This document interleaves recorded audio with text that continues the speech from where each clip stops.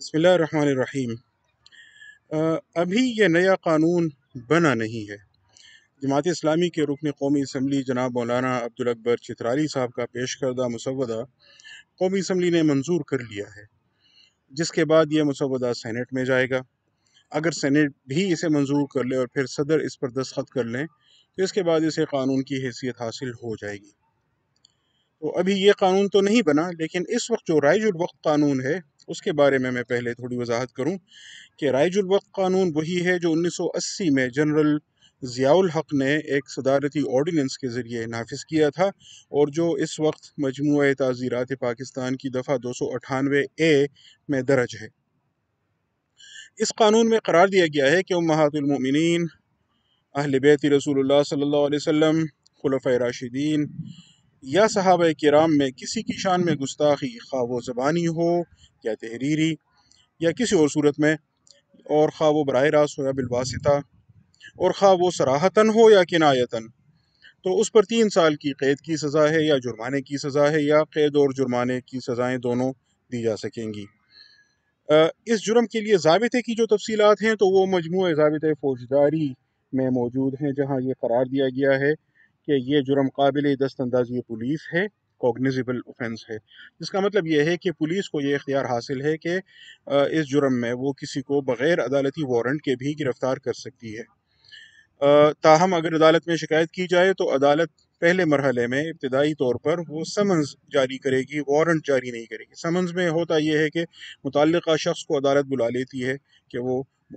مقررہ تاریخ پر عدالت میں پیش ہو، اور وارنٹ میں یہ کیا جاتا ہے کہ پولیس کو حکم دیا جاتا ہے کہ اس بندے کو گرفتار کر کے عدالت کے سامنے پیش کرے۔ تو اس وقت جو ضابطہ ہے اس کے مطابق عدالت پہلے مرحلے میں سمنز جاری کرتی ہے، نہ کہ وارنٹ۔ نیز یہ جرم اس وقت قابل ضمانت ہے، بیلیبل ہے۔ قابل ضمانت ہونے کا مطلب یہ ہے کہ اس میں جو ملزم ہوتا ہے اسے ضمانت کا حق حاصل ہے، الا یہ کہ استغاثہ یہ ثابت کرے عدالت کے سامنے کہ اس کو ضمانت پر رہا کر دینے سے بہت بڑا کوئی نقصان ہوگا اور اس کو گرفتار کرنا ضروری، تحویل میں رکھنا ضروری ہے۔ مزید یہ کہ اس وقت یہ جرم ناقابل صلح ہے، نان کمپاؤنڈیبل ہے،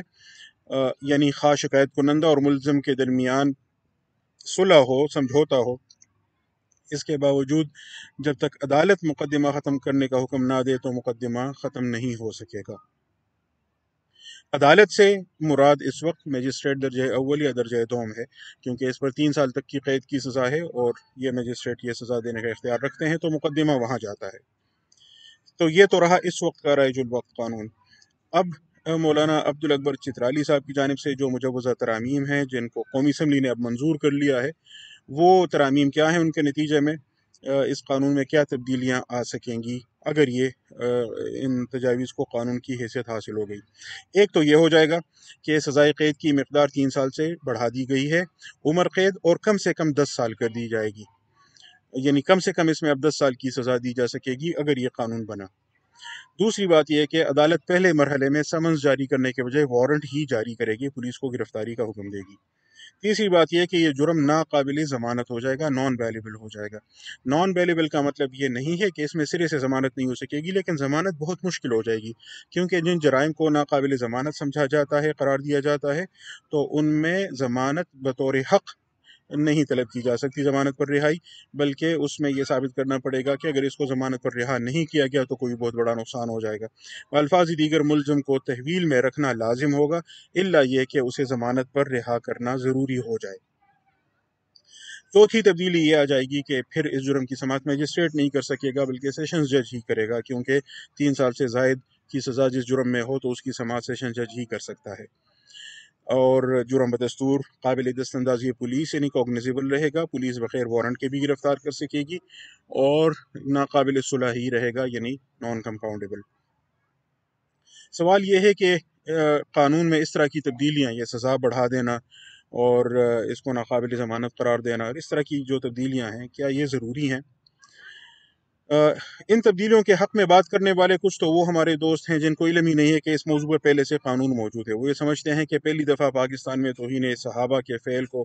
جرم قرار دے کر اس پر سزا مقرر کی جا رہی ہے، اس لیے وہ اس کی بڑی تعریف کر رہے ہیں۔ کچھ ایسے بھی ہیں جنہیں معلوم ہے کہ پہلے سے قانون موجود ہے، لیکن وہ اسے مزید سخت کرنے کی کوشش کی تعریف کر رہے ہیں، اور اس کے حق میں وہ دلیل یہ دیتے ہیں کہ موجودہ قانون اس جرم کی روک تھام میں ناکام رہا ہے، کیونکہ اس قانون کے تحت اس جرم پر 3 سال کی قید کی سزا ہے، اور وہ یہ سمجھتے ہیں کہ یہ سزا ناکافی ہے، لوگوں کو ڈیٹرنس اس سے نہیں ملتی، یعنی وہ اس سے باز نہیں آتے، اور کہا جاتا ہے کہ اگر سزا بڑھا دیں گے تو لوگ اس جرم کے ارتکاب سے باز آ جائیں گے۔ یہ درست ہے کہ سزا کا خوف جرم کے ارتکاب سے باز رکھنے میں ایک اہم عامل کا کردار ادا کرتا ہے، لیکن شاید یہ پوری بات نہیں ہے، اور شاید کہنے والوں کی توجہ اس طرف نہیں گئی کہ کڑی سے کڑی سزا بھی آپ قانون میں رکھ لیں، لیکن اگر لوگوں کو پتہ ہو کہ یہ سزا ہمیں ملے گی نہیں، سزا کا نفاذ یقینی نہ ہو، تو وہ سزا کا خوف تو رہے گا نہیں۔ اس لیے اگر وقوع یقینی ہو تب ہی وہ جرم سے باز رہ سکیں گے، تو ضرورت صرف سزا بڑھانے سے پوری نہیں ہوگی، اصل میں جو ضرورت ہے وہ سزا کے مؤثر نفاذ کی طرف توجہ دینے کی ہے، کیونکہ سزا میں شدت کافی نہیں ہے اگر لوگوں کو یہ یقین ہو کہ وہ بچ جائیں گے۔ سزا کا نفاذ یقینی بنانے کی جب بات کی جاتی ہے تو ساتھ میں اس بات کی طرف بھی توجہ کی ضرورت ہے کہ سزا صرف اسی صورت میں دی جا سکتی ہے جب ملزم کا جرم عدالت میں اس طور پر ثابت ہو جائے کہ کوئی معقول شک ریزنیبل ڈاؤٹ باقی نہ رہے۔ چنانچہ عدالت میں شواہد پیش کرنے ہوں گے، گواہ اس طرح گواہی دیں کہ وہ جرم اس سے یقینی طور پر ثابت ہو جائے۔ پولیس کے تفتیشی افسران کا کردار اس معاملے میں بہت زیادہ اہم ہوتا ہے۔ عدالت میں استغاثے کا کردار بہت اہم ہوتا ہے۔ تفتیشی افسران نے کس طرح تفتیش کی ہے، کیا چالان بنا کر پروسیکیوشن کی کیا سٹوری ہے جو اب عدالت میں ثابت کی جائے گی۔ اگر چالان کمزور ہو یا استغاثہ جرم ثابت کرنے میں دلچسپی نہ لے یا اس میں اس کی صلاحیت نہ ہو، اہلیت نہ ہو، تو عدالت ظاہر سزا نہیں دے سکے گی۔ اس کے علاوہ اگر عدالت پر بھی خوف ہو یا دیگر مسائل ہوں تو یہ بھی ان پر بھی غور کرنا پڑتا ہے۔ بہرحال اگر استغاثہ صحیح طریقے سے جرم ثابت نہ کر سکے، اگر پولیس نے صحیح طریقے سے تفتیش نہ کی ہو تو عدالت نے ملزم کو بری کرنا ہوتا ہے، خواہ وہ باعزت بری کرے یا شک کا فائدہ دے کر بری کرے۔ ایک اور پہلو اس معاملے کا یہ ہے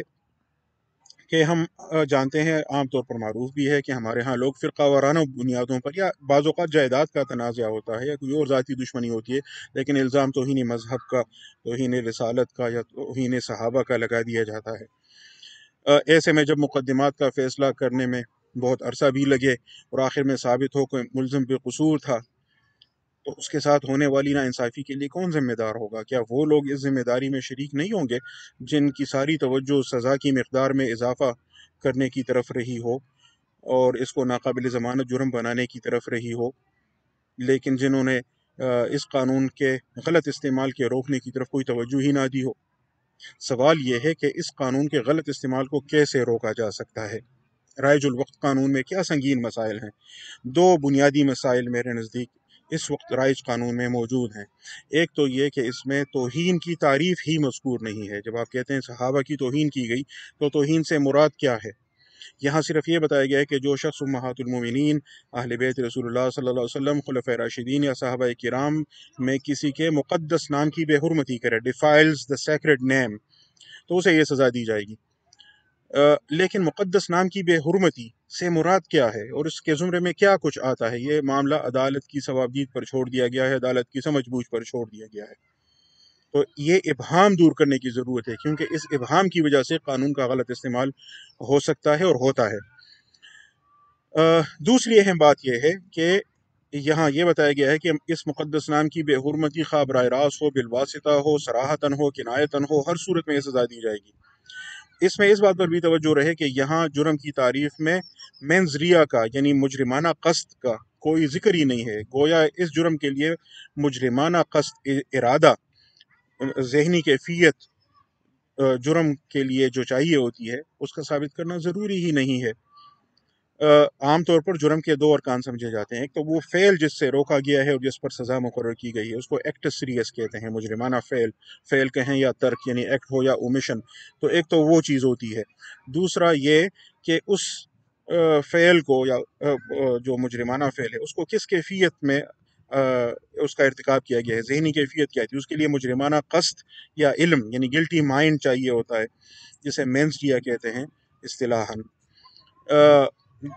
اگر قانون میں جرم کی تعریف میں اس طرح کے الفاظ استعمال ہوئے ہیں، ولفلی، نوئنگلی یعنی جانتے بوجھتے، یا انٹینشنلی یعنی ارادتاً قصداً،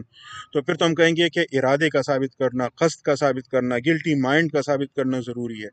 لیکن اگر یہ الفاظ نہ ہوں، جیسے یہاں اس دفعہ میں موجود نہیں ہے، تو خواہ غلطی سے الفاظ ادا ہوں، خواہ غلطی سے اس فعل کا ارتکاب ہو، تب بھی اس پر سزا ہوگی،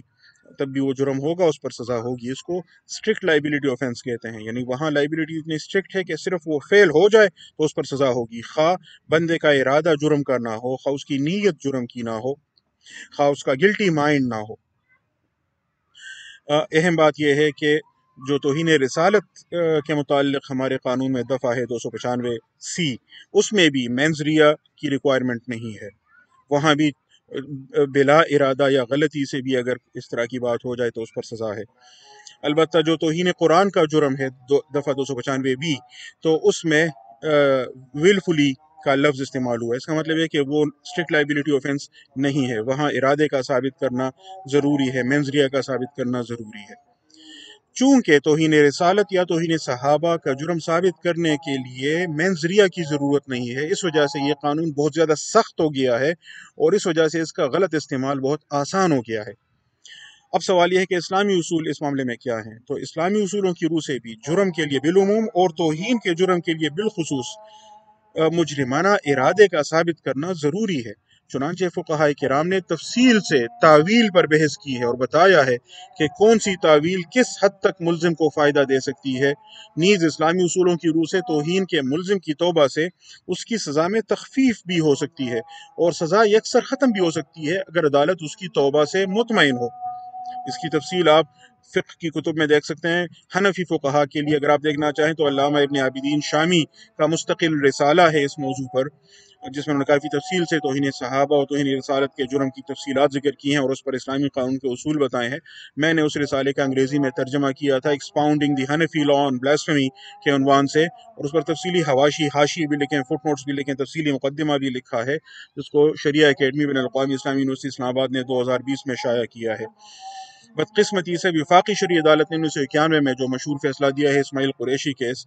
تو اس میں یہ قرار دیا ہے کہ توہین رسالت کے ملزم کی توبہ سے اس کی دنیا کی سزا ساقط نہیں ہو سکتی۔ حالانکہ عدالت میں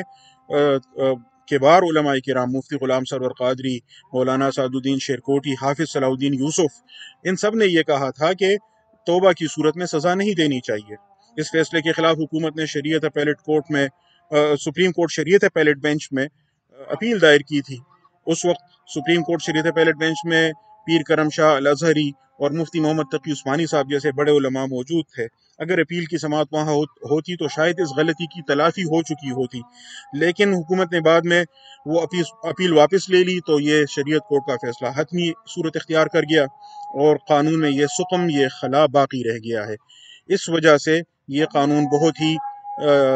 یوں کہیں کہ اس کا غلط استعمال آسان ہو گیا ہے۔ اس شریعت کورٹ کے اس فیصلے پر، اسماعیل قریشی کیس پر، میں نے کافی تفصیلی تنقید اپنے ایک مقالے میں کی ہے، جس کو اسلامک اسٹڈیز نے شائع کیا تھا، جو ادارہ تحقیقات اسلامی کا تحقیقی مجلہ ہے، اور اس آرٹیکل کا عنوان ہے پاکستانی بلاسفیمی لا بٹوین حد اینڈ سیاسہ، A plea for reappraisal of the Ismail Qureshi case. یہ 2017 میں شائع ہوا ہے، وہاں ملاحظہ کی جا سکتی ہیں ساری تفصیلات۔ تو جب تک اس قانون سے یہ کمزوری دور نہیں کی جائے گی، اس کا غلط استعمال نہیں روکا جا سکتا، اور یہ کمزوری دور کرنے کی سب سے زیادہ ذمہ داری جن پر عائد ہوتی ہے، بدقسمتی سے وہ اپنے کلامی اور فقہی تراث ورثے سے یوں کہیں کہ لا تعلق ہو گئے ہیں۔ وہ اپنی کلامی اور فقہی روایت کے بجائے ماضی قریب کے فرقہ وارانہ پروپیگنڈا سے متاثر ہوئے ہیں، اور اس وجہ سے وہ قانون کی کمزوری دور کرنے کے بجائے اس قانون کو مزید سخت کرنے میں ہی اور اس کے حق میں بات کرنے میں ہی اپنی عافیت سمجھتے ہیں۔